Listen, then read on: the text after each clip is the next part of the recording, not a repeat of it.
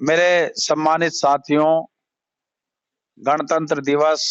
की आप सबको बधाई, आप सबको शुभकामनाएं। आज 26 जनवरी है और कल 25 जनवरी से और आज 26 जनवरी तक हजारों की संख्या में मेरे व्हाट्सएप सोशल प्लेटफॉर्म पर लोगों के बधाई संदेश आए, उनकी शुभकामनाएं आई, उन्होंने अपनी ऑडियो वीडियो भेजी, देशभक्ति से ओतप्रोत अन्य सामग्री भेजी। मगर मैं असमंजस में हूं कि गणतंत्र दिवस के मौके पर आप द्वारा दी गई बधाई को कैसे एक्सेप्ट करूं और आप लोगों को बधाई कैसे दूं, क्योंकि जिस देश के पास बाबा साहब डॉक्टर भीमराव अंबेडकर जैसी महान शख्सियत का लिखा हुआ समानता, स्वतंत्रता, न्याय और बंधुता पर आधारित संविधान हो और वो संविधान 26 जनवरी 1950 को भारत में सर्वसम्मति से अंगीकार करते हुए 26 जनवरी सन 1950 को लागू कर दिया गया हो, उस गणतंत्र में, उस लोकतंत्र में और दुनिया के सबसे बड़े प्रजातंत्र भारत में आज उस संविधान के कोई मायने नहीं रह गए हैं। ऐसा हमें लगता है कि संविधान तो हमारे पास है, लेकिन संविधान में दिए गए हक अधिकार एक विशेष मानसिकता से ग्रस्त लोगों ने उनको हाईजैक कर लिया है और न केवल उन अधिकारों को हाईजैक कर लिया है, बल्कि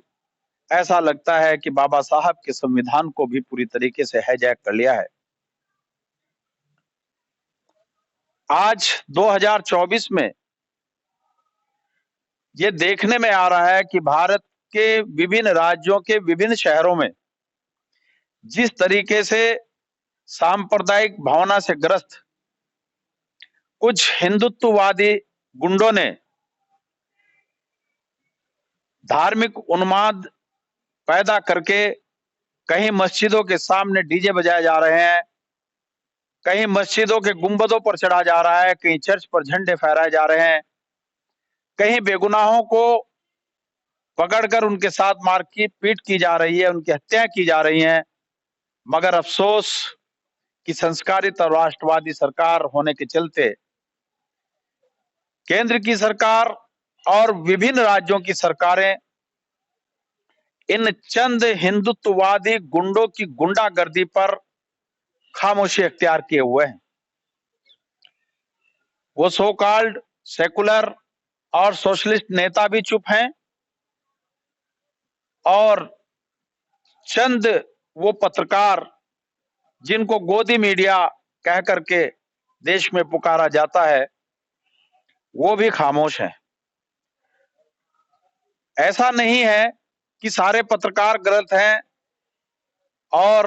सारे नेता गलत हैं या सारे हिंदू गलत हैं।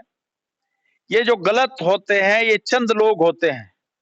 किसी भी समाज में, किसी भी संप्रदाय में, किसी भी जाति और धर्म में गलत लोगों की संख्या बहुत कम होती है। ज्यादातर लोग अच्छे होते हैं और गलत लोग कम होते हैं। लेकिन बाबा साहब डॉक्टर भीमराव अंबेडकर ने भी कहा था कि सियासत में हिस्सा न लेने का, शरीफ और सज्जन लोगों के हिस्सा न लेने का दंड समाज के, सभ्य समाज को इस अंदाज में भुगतना पड़ता है कि गलत लोग, गुंडे मवाली लोग उस पर हावी हो जाते हैं। और कहा भी है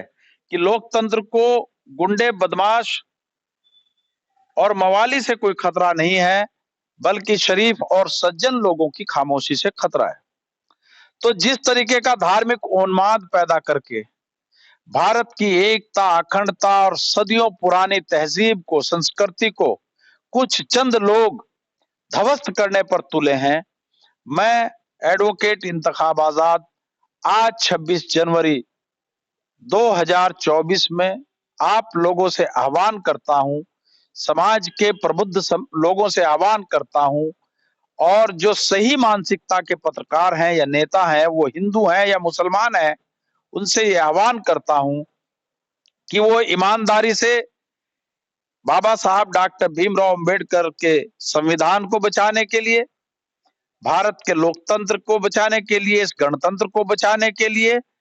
तमाम तर आपसी गिले शिकवे भुलाकर, आपसी नफरत को त्याग कर, उसको ताक पर रखकर ईमानदारी के साथ सब मिलजुल कर, जैसे जंग आजादी की लड़ाई में सब लोगों ने मिलजुल करके काम किया था और अंग्रेजों को भारत की धरती से भगा दिया था, इसी तरह सब लोग जो अच्छे लोग हैं, वो हिंदू हैं या मुसलमान हैं, सिख हैं या ईसाई हैं, वो तमाम सारे लोग मिलकर इन चंद गुंडों का मुकाबला करें। यदि इन चंद गुंडों को जो दंगा और धर्म की आड़ में दंगा करके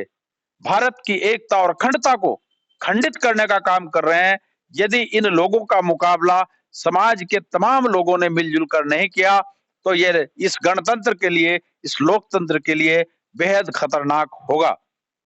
तो मैं एडवोकेट इंतखाब आजाद आपको गणतंत्र दिवस की पुनः